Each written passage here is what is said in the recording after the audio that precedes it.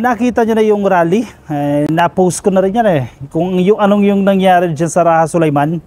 Dyan po sa May Malate sa Maynila. Kasi meron pong kilos protesta dyan, yung mga anti-Marcos. Kung hindi nyo pa nakikita, no, yung kilos protesta nila dyan. Nilangaw kasi. At may makikita ka doon. Para si Jimmy Bondo kata nakita ko eh.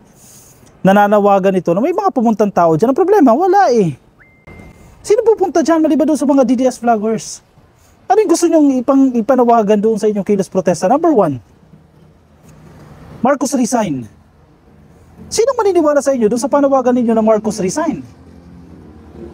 Bakit yung paalisin si Marcos? Si Marcos yung lumalaban dyan sa corruption na yan, sa flood control projects. Bakit yung paalisin yan? Hindi kayo nakakakuha ng simpatsya. In fairness sa ilang DDS, alam nila yung nangyayari.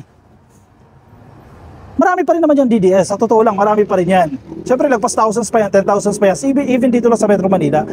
Pero, nakikita nila na yung pinaglalaban itong mga organizers na ito, yung mga nag-organize ng rally dyan sa Raha Sulaiman, hindi katanggap-tanggap yung kanilang pinaglalaban. Kaya hindi sila pumupunta dyan. Marami-rami yan nagpupuntahan dyan. O, vloggers nga lang, di ba? Kasi hindi sila tiwala doon sa panawagan nila na Marcos resign. Ano mangyayari niyan kung alisin mo yung mga yan? Di ba? Alisin mo si PBB yan. Paano uusad dyan? Siya nagbulgar dyan eh. Remember? Ano kung wala siyang ginawa after ng pagbulgar? Marami sumunod na ginawa. Di ba? Bumuo ng ICI, gumawa ng investigasyon. At ito, ang pinakamagandang pangyayari. Meron pong announcement si Boying Rimulya. Doon ako nakita nyo na ito ng Coffee, no? Yung kanyang announcement dito na more or less 12 to 15 po na congressman ang i-recommendang sampahan po ng kaso dahil sila po tumatayo bilang sa mga contractors, bilang mga contractors dito sa flood control scam na yan. Yan, kung nakikita nyo na yan ka-coffee, no? In fairness, kakaukulang na po yung Rimulya. Ilang araw pa lang siya dyan, dalawang araw pa lang siya dyan, no? And meron na po agad resulta. O 12 to 15 congressman. Mapapakulong mo lang doon yung 50% eh. Kahit di ba lang yung mapakulong mo siya, o isa o dalawang mapakulong mo siya, malaking mensaya ang ibig sabihin niya sa mga mapabatas. Na may mga tao nagbabantay sa inyo na hindi nyo pwedeng habang buhay ginagawa yung pagkanakaw sa kabilang bayan. Mabilis yung action na to. Ombudsman Boying Rimulya said 12 to 15 lawmakers are set to face cases for allegedly acting as contractors in government infrastructure projects. Iwalay pa dito yung mga allegedly nakakatanggap ng porsyento, 50% to 30%. Ito po yung mga tumatayong contractors din. Naku, marami yan. Remember yung sinasabi ni Lacson? 60 to 67 ang mga congressman tumatayong contractors dito sa flood control scams na yan. Itong 12 hanggang 15 na sinasabi ni Boying Rimulya, sa tingin ko ito yung mga solid. Kumbaga may mga matitibay na ebidensya na mag-DDN dito sa 12 o 15 na mga congressman na tumatayo din po bilang mga contractors. Kasi nag-negosyo na nila yan. Lalo na sa mga probinsya. Kasi wala naman sumisilip sa mga probinsya. Lalo na dyan sa Mindanao area, Visayas. Takot din yung iba dyan. Silipin mo yun. May patumba ka dyan, diba? Hindi na masisilip yan. So si Kong, kung hindi siya yung kontraktor, pamilya na yung kontraktor. Chavit Singson, umamin din siya mismo, diba? Pamilya na yung kontraktor dyan. Project para sa lugar niya, pamilya na rin yung kontraktor. Rimulya said these legislators are among the 67 so-called contractors or congressmen contractors being investigated in connection with the flood control project anomalies. Marami-rami pa yan kapag, no? Pero yung case build-up na sinasabi natin dyan, kasi hindi naman basta-basta sampa ka lang sampa ng kaso. Tulad na sinasabi ng ating presidente sa kanyang podcast, kailangan matibay yung kasong isasampa ko dyan. Kasi mga ilang ka sa technicalities dyan, matalo ka pa. Diba? Alam mong salarin yan, alam mong nagnakaw yan sa kabilang bayan, pero dahil hindi matibay yung ebidensya mo, tumadaan ka pa sa technicalities, lugi ka. Diba? Kawawa ang gobyerno. Imbes na makulong yung congressman, ibinadali mo yung kaso, hindi matibay yung ebidensya mo, bali wala lang. Sa tingin ko, itong sinasabi ni Rimulya na 12 o 15 na contractors, iba-tibay-tibay na po yung mga ebidensya nila. Kasi mabilis din naman kumilos ang ICC eh. In fairness din naman, yung working relationship itong ICC at sa iba pa pong mga kanilang ipinapatawag na ahensya ng gobyerno, nagiging smooth naman. Bagamat hindi natin nakikita kasi hindi naka-televise yung mga nangyayari dyan, pero kahit pa paano, sa tingin ko rin naman, smooth yan kasi may nakikita tayong aksyon, may nakikita tayong resulta dito sa nangyayaring investigasyon na ito. Tulad yung sinasabi ko sa inyo, ipakulong mo lang dyan eh. Kahit 5 lang ipakulong mo dyan, o kahit 2 lang ipakulong mo dyan eh. Malaking mensahe na yan para sa mga mababatas, no? He described them as the low-lying fruits whose cases are easiest to prove, noting that this would soon be filed before the Sandigan Bayan. Kumbaga, ang analogy dito ni Remulla, obvious na contractors itong mga congressman na yan. At madaling mapatunayan na contractor siyang yan. Yan ang sinasabi dyan ni Remulla. Nadyadyaan na yung mga ebidensya yan, pipitasin mo na lang. Low-lying fruits na lang yan. Bago wag ka na magbulag-bulagan. Ito nga sinasabi natin, kung pa yan eh. Marami na nakakaalam na maraming mga sangkot dyan eh. Ang problema nga, bulag-bulagan eh, bigay-bigay yan eh. Mas sampahan mo ba naman yung kalyado mo yan, di ba? Parang hindi ko, may sampahan ba dyan? Di ba sinampahan ng kaso yung mga yan eh. Kaya no? Obvious na, napakabilis mapatunayan na sangkot itong mga mababatas eh. Imagine mo 12 yan. Marami pa yan.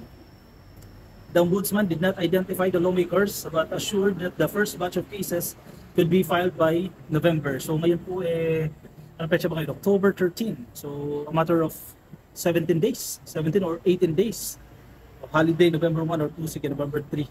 More or less 20 days na lang po. May mga sasampahan na po. Kailan ba pumutok yan, itong issue na to dito sa flood control scam na yan? SONA, July ang SONA, August, September, October, November. Sa loob lamang po ng 4 na buwan, kahit pa paano may makikita po tayong resulta.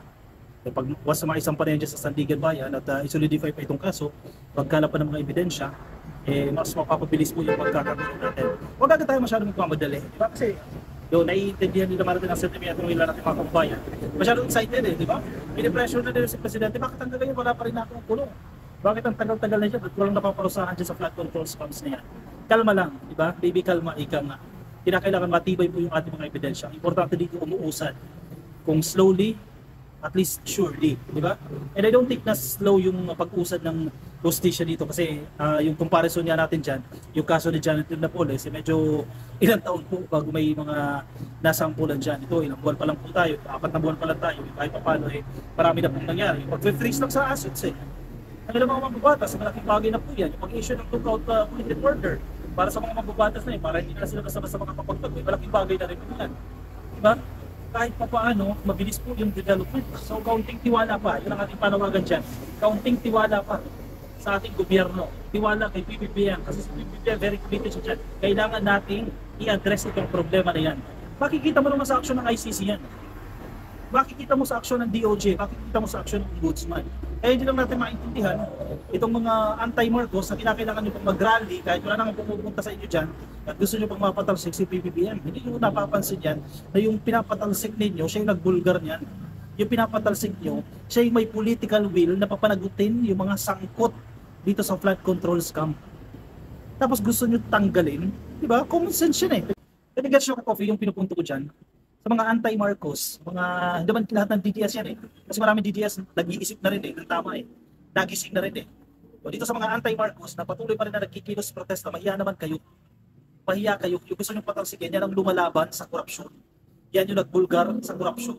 Yan yung gumawa ng mga paraan para mapanagot yung mga sangkot dyan sa korupsyon. Tapos gusto nyo tsugiin, kapal ng mukha ninyo dyan. Sabi ni Remulla, because while we know that they were involved, how can we prove it? Our job is to prove the allegations in court. That's the job of the special prosecutor under the direction of the Ombudsman. Sabi po ni Remulla. Pero kailangan magpakitang gilas dito ni Remulla. Kailangan may masampulan siya dyan. Kasi marami nag-expect sa kanya. Di ba? Yung posisyon na yan ng pagiging Ombudsman talagang pinaglalabanan yan Kasi fixed term yan Hanggang 2032 siya dyan At wala siyang mapapakita dyan. Baka naman isipin ng tao na nagkamali ang ating presidente sa pagpili sa kanya. So malaki po ang expectation dito kay Remulla and I don't think sasayangin ni Remulla yung opportunity na pagkakatalaga sa kanya bilang isang ombudsman. Kung ano yung political will ng presidente, kung gaano kataas yung political will ng presidente, sana mas mataas pa yung kanyang political will na mapanagutin itong mga opisyal ng gobyerno na sangkot dito sa flood control scams. Ganun lang yun Matindi na yung ating presidente. Dapat tindihan pa ni Remulla dyan at mapanagot niya yung mga dapat mapanagot. Simple lang yan. Marami nag-expect sa kanya, kailangan niyang patunayan. And ako, nagtitiwala ako na talagang may patutunayan itong si Remulla. Ang ating hiling lang, sir, magpakulong ka na kahit 1 o 2 congressman. O bonus na kung 5, bonus na kung 12, bonus na kung maging 20 o 30, o maipakulong mo lahat yung 67 na yan. Bagamat mahirap-hirap na battle yan, Kasi mayayaman yung mga yan. Napakalawak ng resources yan. At kukuha yan na magagaling na abogado. Yan ang problema natin dyan Itong mga congressman na involved. Mabilis lang yan para kumuha ng magagaling na abogado, i-delay ng kaso, hanggang tuloy na lang mapatay yan. Hindi natin makukulong yan. Pero hindi natin dapat subukan yan.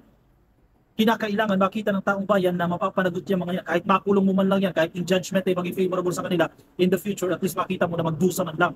Di ba? Yan ang ating expectation siya. Kaya kaunting tiwala po sa ating gobyerno, kay PBBM, kay Rimulya ako nagtitiwala at matindi rin po ang aking pagtitiwala dyan kay Rimulya na mapapanagot ang mga dapat mapanagot. Sa mga anti-DDS, isip-isip naman kayo dyan. Ang mga anti-Marcos pala. Yung ilang DDS nakapag-isip na. Yung ibang mga anti-Marcos dyan, sige, rally pa rin kayo ng rally kahit wala na pumupunta dyan sa inyo. Gusto niyo pang patalsikin si PBBM. Di ba? Gawin yung productive yung resources ninyo. Ibig na mag-rally kayo, napakamahal mag-organize ng rally dyan sa Raha Sulaiman, magrenta ka pa ng stage, magrenta ka pa ng sound system, maghagot ka pa ng tao, babayaran mo yung mga yan. Billions of pesos ang gagastos mo yan, nakadistorbo ka pa dyan. O gamitin yung resources na yan, itulong nyo dyan sa mga biktima ng bagyo, sa mga biktima ng lindol, sunod-sunod na lindol niya sa iba't ibang panig po ng Pilipinas. So kahit dyan nyo na lang sa Davao, iba to yan eh. Dyan nyo na sa Davao, ibuhos yung resources ninyo. Kaya tulungan ninyo yung mga kababayan natin. O kung gumastos kayo ng 3 million para sa rally na yan, ilang relief goods na yan. Ilang bubong na yan, ilang kahoy na yan. Pwede magamit ang ating mga kababayan sa pagpapatayo muli ng kanilang mga tahanan. Yun lang yun eh. Tingnan nyo na yung kakarali ninyo kasi yung pinapanawagan ninyo, ginagawa na ng presidente. Yung gusto nyo matanggal, umaaksyon na ang presidente. Diba, isip-isip kayo dyan. Buti sana kung walang ginagawa ang presidente, buti sana kung nagpapabaya ang presidente at hinahayaan niya lang naman natili ang korupsyon na yan tulad ng ginawa ni Digong. Si Digong alam niya na may korupsyon eh, pero wala naman siyang ginawa dyan. Sige, tuloy pa rin. Hindi ba lang inimbestigahan ng DPWH? Tuloy, dumami pa ng dumami yung pera nitong mga damukal na mga babatas, mga damukal na kontraktor, sinakawal ng kaban ng bayan dahil pinabayaan na. Si PPM hindi naman eh, nakatenga ba siya? Dead ba siya dito sa sitwasyon na yan? Wala ba siyang ginagawa para i-address yung problema na yan? Napakarami. Kaya isip-isip din po kayo, isip-isip po kayo. Kumikilos ang ating presidente, magising kayo, pauntog kayo.